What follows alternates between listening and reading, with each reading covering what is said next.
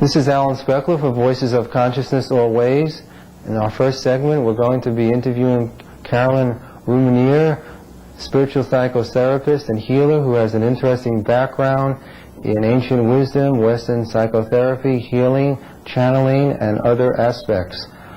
Carolyn, your professional work and as a student accelerated in the late 70s when you did hospital work in Maryland. To begin, can you share with the audience a little bit about that background and your responsibilities? It began with hypnosis and working with biofeedback, and finding that people developed a sense of really consciousness in the state of being in the biofeedback apparatus. As they relaxed, they actually had different experiences that I found surprising given the expectation that I had. And then through the study of hypnosis and relaxation, I found that when I put my hands on their shoulders to help them relax, they would feel energy. They would have internal imagery that gave them a sense of richness of their own life. And when I was working with pain, chronic pain, I found that the people really began to appreciate themselves in terms of their inner experience, and actually instead of the pain increasing, when they concentrated on the pain was reduced because they went into the internal imagery, internal state, internal memories that those cells were holding. Now, 1986 and 87 found you creating and directing a healing center in Westchester and New York. It has a Greek name which begins with A. Could you pronounce that and share with the viewers what it means, the word? Yes, it's Asclepius, and it's a Greek word for the god of healing. And some people say this is a real person. Some people say it's an archetype or a god. But what it represents is both healing the healer and the process of the transfer of energy between healer and healee. And it has really an archetypal essence to it. And therefore, it seemed the appropriate name for a center. How does healing work? Well, that's a big question. Healing is really the person.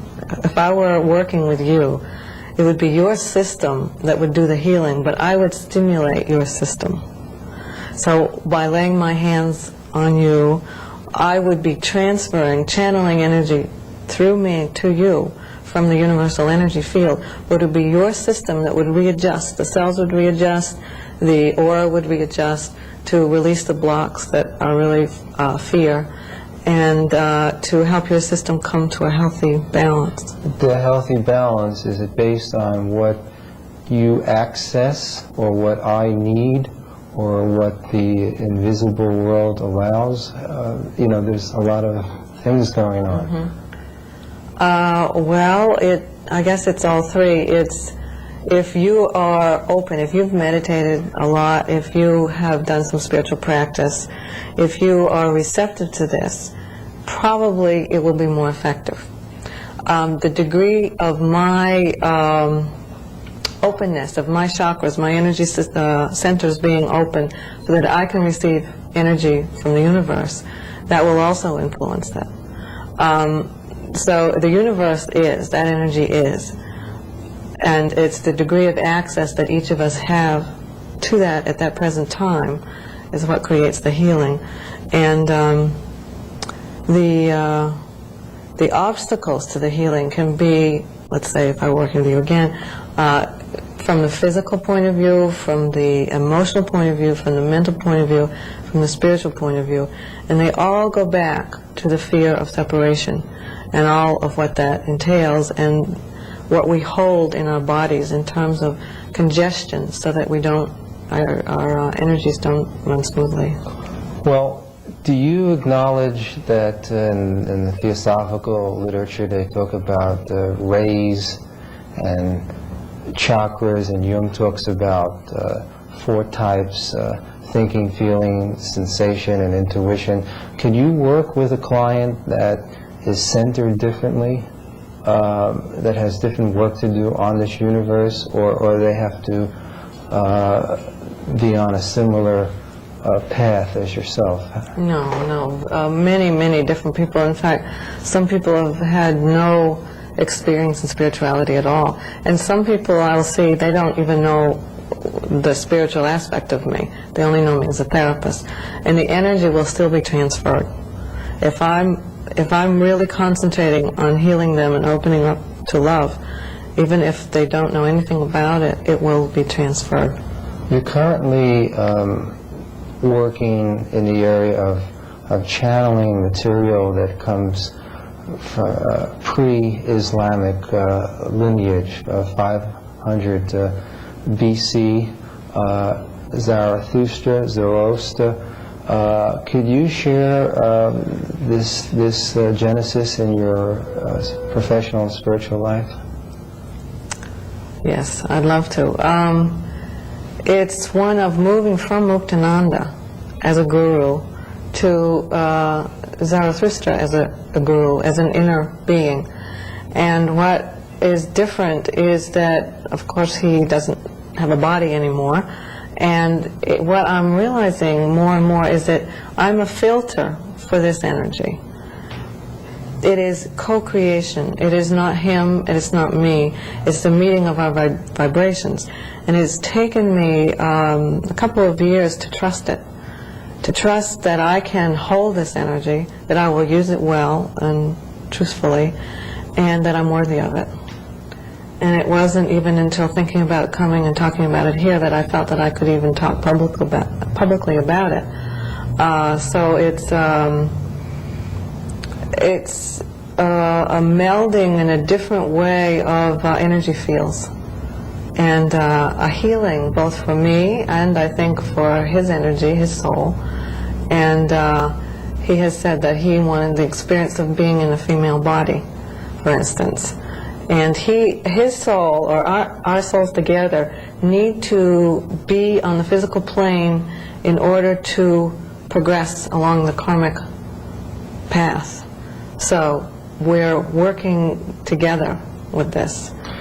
Do you feel kind of strange that since your hospital work, your influences have been from India?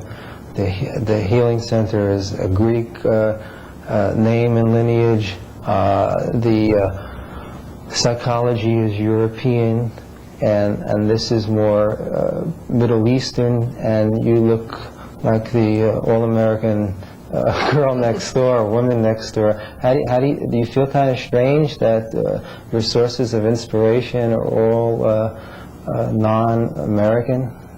Not at all. I feel very much like I'm a world citizen, and a very universal citizen, I guess you could say. And so it's actually reassuring that these influences come from different directions. Would you like to conclude with a brief presentation for the viewers, either those who may become spiritual colleagues or clients, or would like to know where you're at personally, professionally, spiritually, and universally? Okay, where I'm at. I'm about to start a 2-year training program, which will be in co-creatively designed and taught with Zarathustra, and it will incorporate psychology and spiritual channeling, spiritual guidance, and working with channeled imagery for the mostly the study of the psychology of transmutation, which is an alchemical process which we're all undergoing, but it's moving from, metaphorically, from lead to gold, moving from our state of lack of consciousness to full consciousness. And it's the psychology of this, the journey that one takes towards this realization, but being in the world, not leaving the world. And very importantly, working in the world. That we all have the purpose, as you mentioned in the meditation description.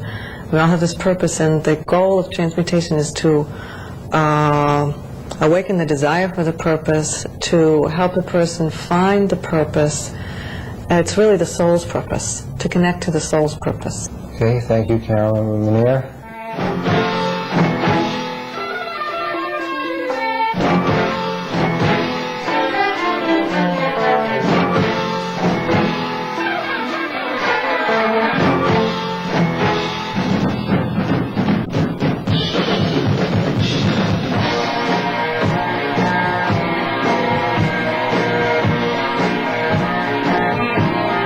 Always, it's been an interesting 3 different guests tonight in different realms and different focuses, and hope this information can spiritually catalyze you, the viewer.